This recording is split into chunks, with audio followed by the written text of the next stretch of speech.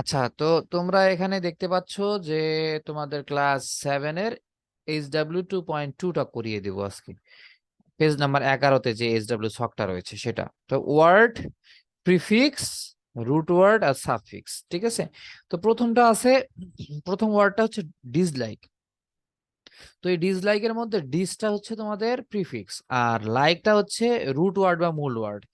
তো এই শব্দটায় কোনো প্রকারের কি ব্যবহার করা হয় নাই, কোনো প্রকারের তোমার সাফিক্স ব্যবহার করা হয়নি, এই জন্য এটা নো সাফিক্স। কেমন? এরপরে স্পিরিটলেস। স্পিরিটলেস এইখানে দেখো নো সাফিক্স, কোনো সরি নো প্রিফিক্স, কোনো প্রিফিক্স ব্যবহার করো নাই। কিন্তু রুট ওয়ার্ডটা হচ্ছে স্পিরিট, আর তোমাদের সাফিক্স যেটা যুক্ত করেছো সেটা হচ্ছে লেস, তাহলে স্পিরিট যোগ লেস স্পিরিটলেস হয়ে গেছে। কেমন? এরপরে আনফ্রেন্ডলি। আনফ্রেন্ডলি এখানে আন যুক্ত হচ্ছে প্রিফিক্স হিসেবে, আর ফ্রেন্ডলি হচ্ছে মূল শব্দ বা রুট ওয়ার্ড।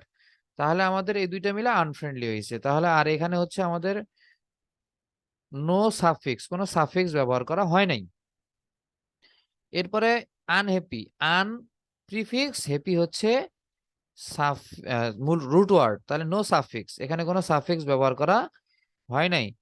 সাপোর্টিভ থেকে আনসাপোর্টিভ করছো, তাহলে প্রিফিক্স হচ্ছে আনসাপোর্ট আন, আর হচ্ছে এখানে সাপোর্টিভ হচ্ছে রুট ওয়ার্ড। তাহলে এইখানটাতে কোনো সাফিক্স ব্যবহার করা হয় নাই, এই জন্য এটা নো সাফিক্স হয়ে গেছে।